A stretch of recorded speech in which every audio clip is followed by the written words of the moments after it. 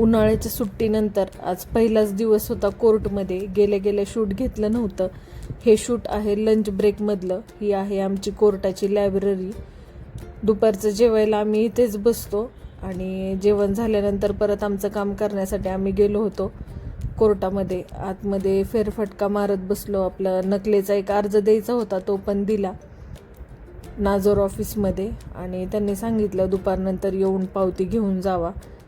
ते झाल्यानंतर आम्ही निघालो प्रांतांकडे. तारीख होती आज आणि प्रांतांकडचा नंबर पण 17वा होता. ही पहा डिफेंडर, कोर्टासमोर कोणीतरी नवीनच आणलेली.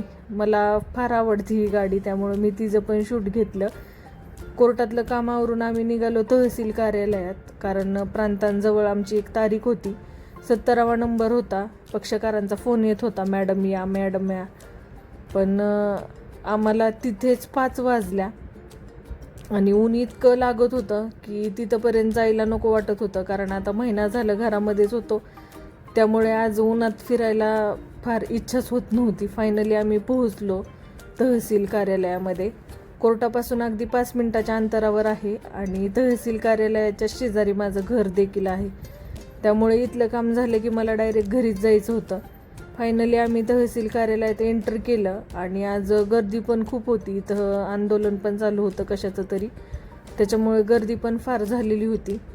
मग आम्ही गेलो आतमध्ये, गाडी वगैरे पार्किंग केली आणि पक्षकारांना तिथूनच फोन केला की आम्ही आलो इथे, तुम्ही कुठे बसलाय, कारण की भरपूर गर्दी आहे तहसील कार्यालयामध्ये. पण बारामतीचं तहसील कार्यालय आहे. जेव्हा मी शूट घेत होती तेव्हा 2 अनोळखी व्यक्ती म्हणायला लागले, ह्या मॅडम ब्लॉगर आहेत, ब्लॉगिंगचं शूट करतात वाटतं. असं माझ्या मैत्रिणीने ऐकलं. मी काय ऐकलंच नाही शूट करायच्या नादामध्ये, आणि मला थोडं महत्त्वाचं पण काम होतं, त्याच्यावर माझा जरा जास्त फोकस होता. हा ग्राउंड फ्लोअर आहे तहसील कचेरीचा आणि मी होते 2nd फ्लोअरला, कारण 2nd फ्लोअरवरतीच माझं काम होतं.